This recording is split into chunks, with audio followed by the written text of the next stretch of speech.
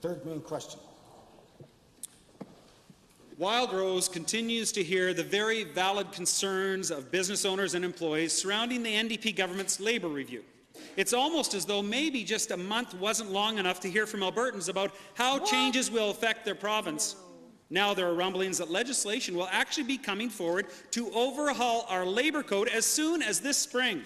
Will the Premier assure Albertans that her government will not introduce legislation until consultation has truly occurred and Andy Sims has completed his report in full?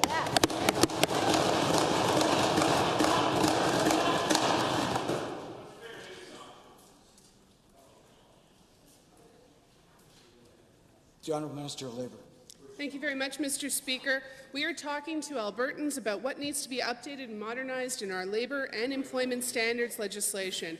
And we've received over almost 5,000 survey responses with over 1,000 from employers, 340 written submissions. We've held roundtable discussions across the province with employer groups, labour organizations, municipalities, academics, First Nations, and we continue to engage with Mr. Andrew Sims to make sure that we are bringing legislation that makes sense for Alberta and make sure that we have legislation that works for all workers.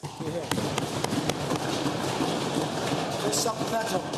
The NDP idea of consultation equals online survey and closed-door invite-only consultations. That is seriously lacking any substance. Agreed. Thankfully, the Chamber of Commerce of Calgary did the work for the NDP government. And blankly, the NDP government should have done it. When it comes to removing secret ballot for union certification, the feedback couldn't be more clear. 74% believe that eliminating the secret ballot would have a negative impact. Only 4% think it would have any sort of positive impact. Will the Premier guarantee that the NDP government will not eliminate a secret ballot? Yes or no? The Honourable Minister of Labour. Thank you very much, Mr. Speaker. We have received a great deal of submissions on both our employment standards and our labour relations code review.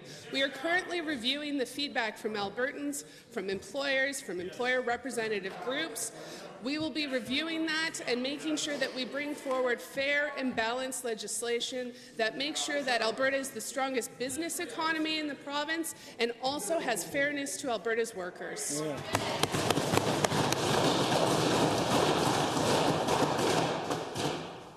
Second supplemental. Employees in Alberta have every right to be concerned that intimidation tactics would be used during the union certification process. Secret ballot protects their rights, which is incredibly important when you consider how much the NDP worldview impacts unions in this province. Just this weekend at an AFL conference, sometimes NDP spokesman and Progress Alberta head Duncan Kinney said, and I quote, "We're the organization that kicks Conservatives in the teeth," end quote.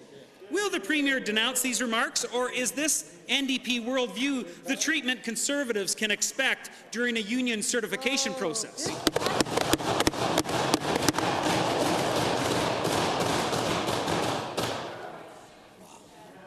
Something like us comparing you to Ezra Levant.